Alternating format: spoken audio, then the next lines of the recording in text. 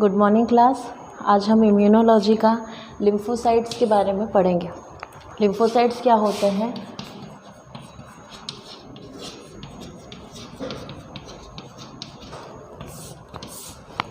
सबसे पहले हम इंट्रोडक्शन की बात करते हैं। क्या होते हैं लिम्फोसाइट? इंट्रोडक्शंस में हम क्या पढ़ सकते हैं? लिम्फोसाइट्स क्या होते हैं? वाइट ब्लड सेल्स की तरह ही होते हैं जो कि हमारे बोन मेरो के अंदर प्रेजेंट होते हैं, या हम उसे लिम्फ नोड के अंदर भी कह सकते हैं। जैसे कि आपकी वाइट ब्लड सेल्स क्या करती है? इम्यून सिस्टम का काम करती है ना। तो हम लिम्फोसाइट्स को क्या कर सकते हैं? एक तरीके से कह सकते हैं it is either white blood cells और आपका immune cells. White blood cells, immune cells, आप कुछ भी इनको बोलो। लिम्फोसाइट्स का काम भी सेम उसी तरह होता है जिस तरह हमारी इनेट इम्यूनिटी और एक्वायर्ड इम्यूनिटी करती है। ये भी किसी तरीके से बाहर से आने वाले फॉरेन पार्टिकल्स को किल करती है। लेकिन जब हम इनकी बात करते हैं तो साथ ही साथ में ये समझ में आता है कि लिम्फोसाइट्स क्या करते हैं। आप इनको कर सकते हो ओरिजिन। ये कहाँ प्रेजेंट होते हैं? ये होते हैं बोन मेरो में। बोन मेरो के अंदर, आपकी बोन्स के अंदर बोन मेरो होता है, उसके अंदर लिम्फ नोड्स होते हैं, वहाँ ये प्रेजेंट होते हैं। कहाँ? Present in the bone marrow और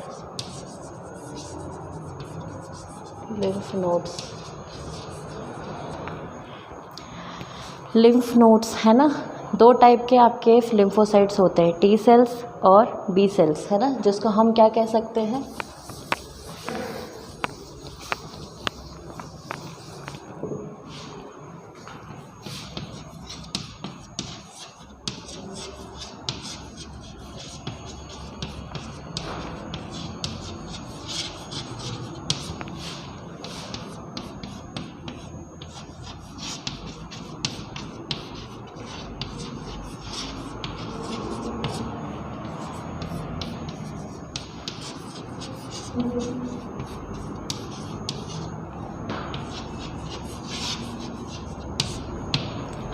टी लिम्फोसाइट्स और बी लिम्फोसाइट्स, तो दोनों के दोनों, हम जब दोनों की बातें करते हैं तो क्या समझ में आता है कि इनको लिम्फोसाइट्स को हिंदी में लसीकाणु बोलते हैं, या लसीकाणु,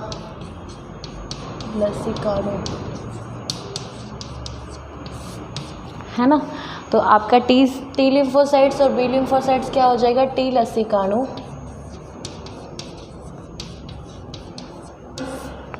और बी लसीकाणु। इनको हम टी सेल्स से डिनोट कर सकते हैं और बी सेल से भी डिनोट कर सकते हैं।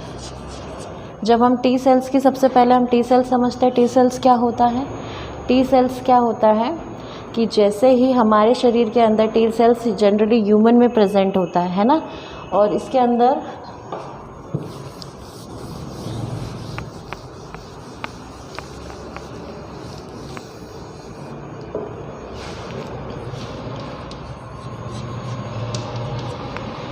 टी सेल्स ह्यूमन के बोन मेरो में प्रेजेंट होता है, प्रेजेंट इन द ह्यूमन। और आपका बी सेल्स कहाँ प्रेजेंट होता है? आप लिख सकते हो फाउंड इन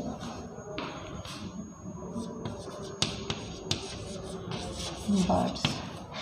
जब हम टी सेल्स और बी सेल्स को देखते हैं तो दोनों के दोनों अलग अलग ह्यूमंस और बर्ड के अंदर में कहाँ होते हैं? उनके बोन मेरो के अंदर प्रेजेंट होते हैं। और हम इनको, जब इनके बारे में बात करते हैं, जैसे जैसे फॉरेन पार्टिकल हमारे बॉडी के अंदर इंटर होता है ना, तो ये टी सेल्स और बी सेल्स क्या होते हैं? स्टेम सेल्स से बनते हुए ये एक्टिवेट फॉर्म में आ जाते हैं ना। तो जब हम इनको डायग्रामेटिकली समझेंगे तो हम देखेंगे कि कि जैसे सपोज़ करो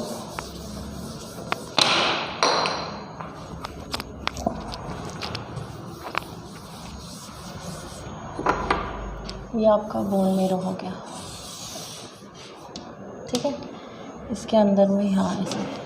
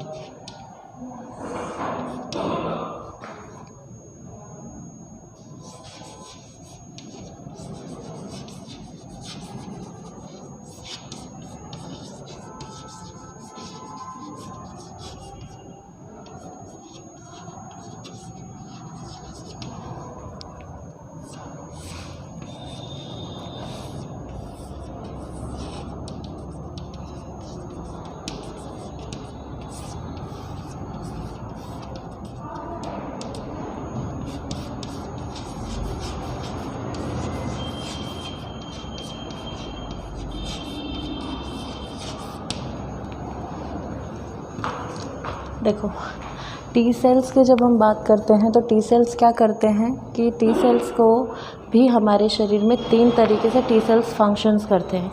हम जब भी टी सेल्स को देखते हैं तो टी सेल्स क्या करते हैं, सबसे पहला काम उनका होता है कि शरीर के अंदर में आने वाले किसी भी फॉरेन पार्टिकल को रिकग्नाइज करना। क्या करना,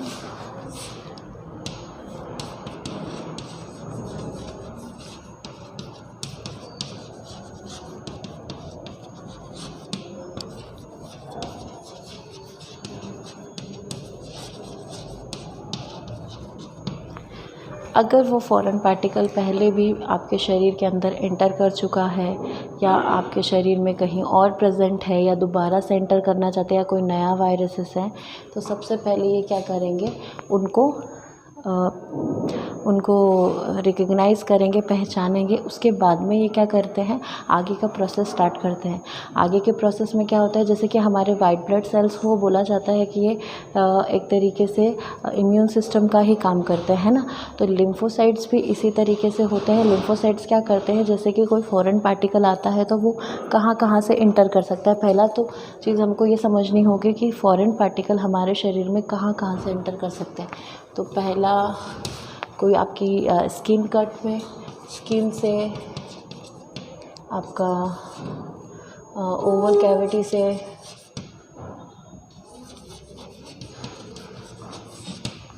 तीसरा आपकी नज़ल कैविटी से,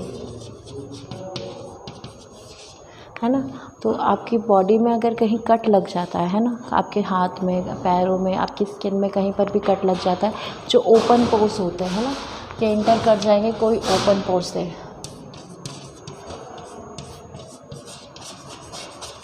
आपके शरीर में कहीं भी ओपन,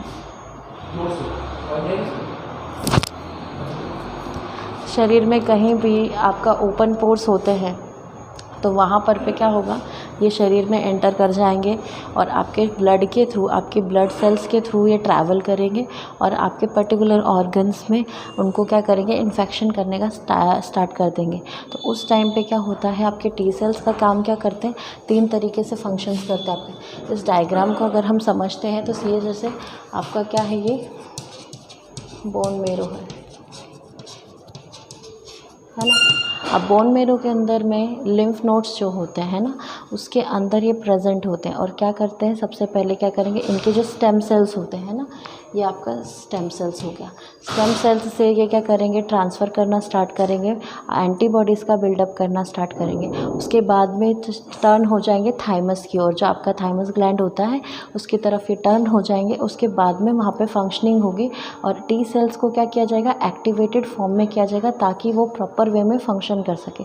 जब तक टी सेल्स काम नहीं करेंगे तब तक काम नहीं करेंगे जब तक इन्हें क्या नहीं मिलेगा, तब तक इन्हें सिग्नल नहीं मिलते हैं कि इन्हें किसी पर्टिकुलर फॉरेन पार्टिकल्स, आने वाले फॉरेन पार्टिकल्स के लिए सिग्नल ही ना मिले, है ना। तो जैसे मान लो, अब सपोज़ करो कि आप कहीं बॉर्डर पर हो और आपको मान लो कि जब तक आपका कमांडर आपको सिग्नल नहीं देता कि आपके बॉर्डर में कोई फॉरेन पार्टिकल्स या फॉरेन सब्सटेंसेस एंटर कर रहे हैं, तब तक सोल्जर्स अलर्ट नहीं होंगे। एज वेल एज़ हमारे शरीर के अंदर भी ऐसा ही होता है।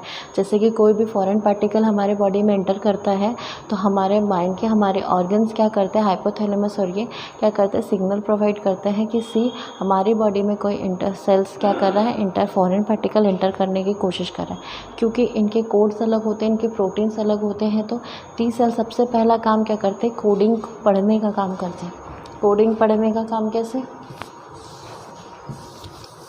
देखो,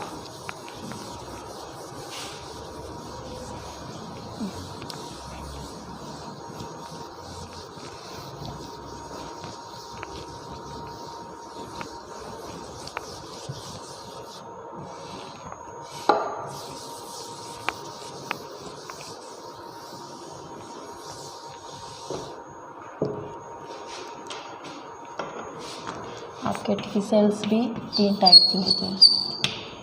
पहला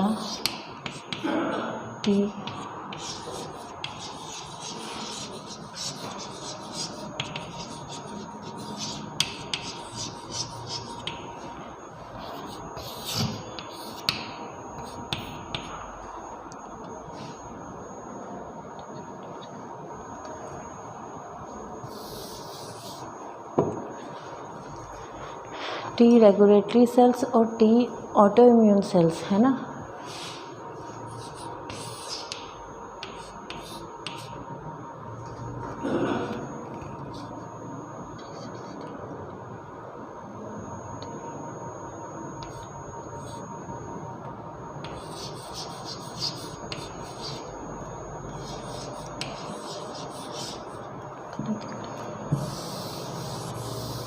चलो पहले हम टी रेगुलेटरी सेल्स समझ लेते हैं।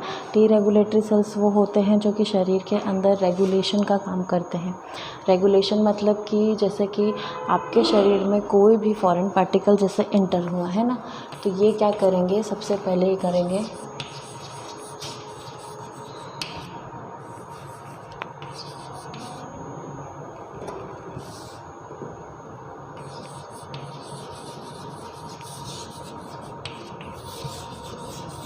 रिकग्नाइजेशन। इस कंडीशंस पे क्या होते हैं, आपके बी सेल्स क्या होते हैं, अलर्ट हो जाते हैं।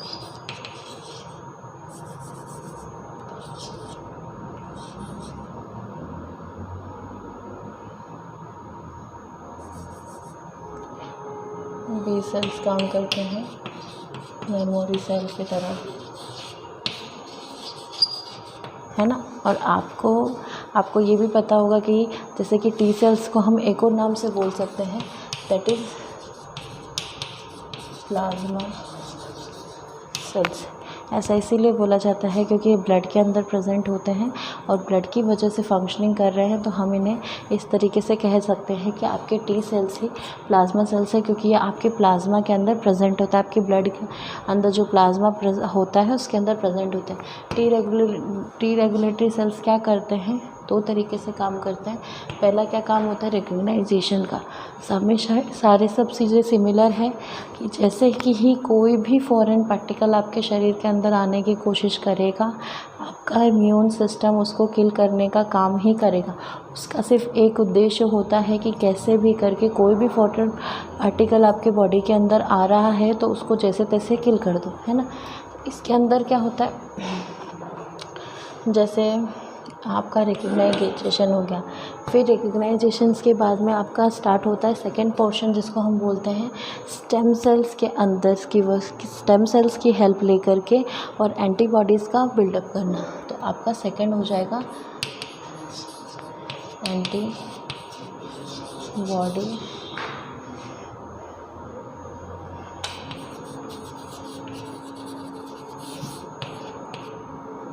मेकिंग एंटीबॉडीज़, है ना।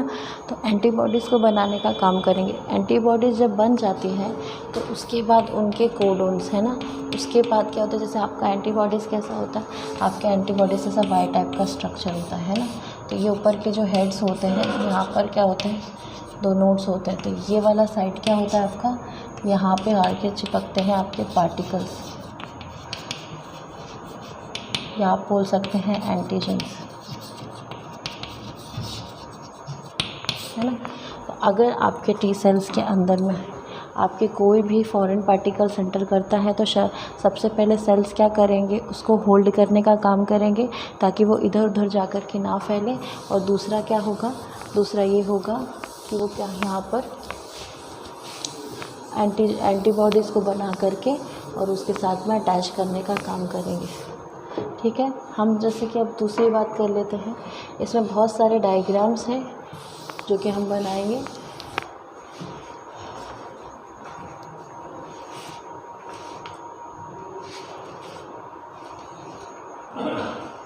देखो, एक डायग्राम है जिसमें जैसे ये आपका स्टेम सेल्स हो गया,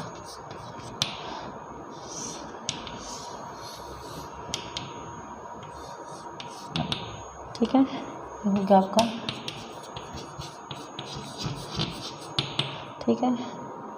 और जैसे कि ये आपका ब्लड स्ट्रीम,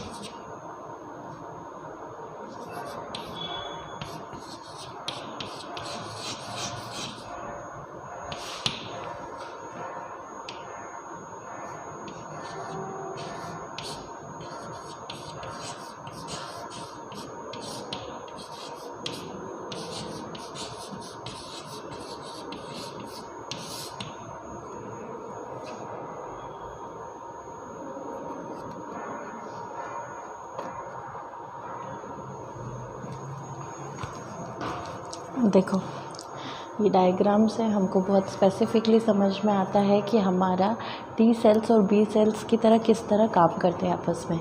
टी सेल्स का फंक्शनिंग ऐसे होता है कि जैसे स्टेम सेल्स हो गए, आपके बॉडी में किसी भी ऑर्गन को, किसी भी चीज़ को बिल्डअप करने के लिए, बनने के लिए, उसके प्रोडक्शन के लिए हमेशा बी सेल्स यानी कि आपके स्टेम सेल्स का होना बहुत ज़रूरी होता है।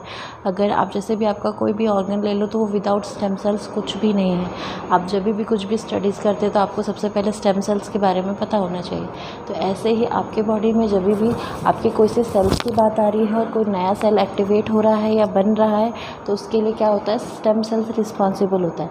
तो स्टेम सेल्स ये क्या कर रहे हैं, ब्लड स्ट्रीम से फ्लो होते हुए थाइमस में जाते हैं ना, फिर थाइमस के बाद में वो क्या करते हैं, आगे बढ़ते हुए आपके लिम्फ नोड से और स्प्लीन से होते हुए निकलते हैं। ये वाला यहाँ से लेकर के इतना यहाँ तक का स्ट्रक्चर क्या कहलाता है, टी सेल्स वाला या टी लिम्फोसाइट्स कहलाते हैं।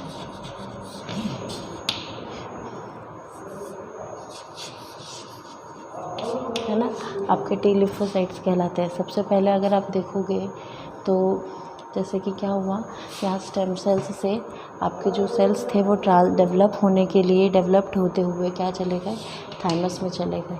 थाइमस में ये क्या करते हैं, अपने आप को रेगुलेशन का काम करते हैं, फिल्ट्रेशन का काम करते हैं और ये फाइंड आउट करते हैं जो कि नए प्रोटीन्स आए हैं वो किस हिसाब के हैं और मान लो उनको कैसे रिकग्नाइज़ किया जाए। डिफरेंट पार्ट्स को रिकग्नाइज़ करना पड़ता है। फिर आपका आ जाता है थाइमस से कहाँ चले जाते हैं, क्योंकि हमारे बोन मेरो के अंदर प्रेजेंट होते हैं और बोन मेरो में प्रेजेंट होने की वजह से जो बोन मेरो में लिम्फ नोड्स होते हैं, लसिका जो बोलते हैं ना, एक लसिका अणु है ना, जो लसिका के लिम्फ नोड्स होते हैं वहाँ पर जाकर के क्या करते हैं, फंक्शंस करते हैं। और लिम्फ नोड्स के अंदर रेगुलेटिंग, यहाँ पर हम बोल सकते हैं सर्कुलेटिंग, जो हमने पहले पढ़ा था, सर्कुलेटिंग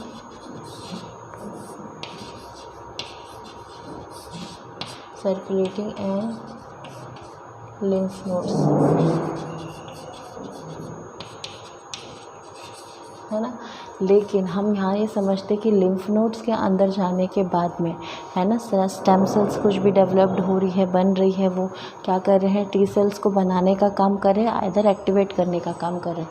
तो लिम्फ नोड्स के अंदर जाने के बाद में यानी कि ये कहाँ हो गया, ये बोन मेरो हो गया हमारा।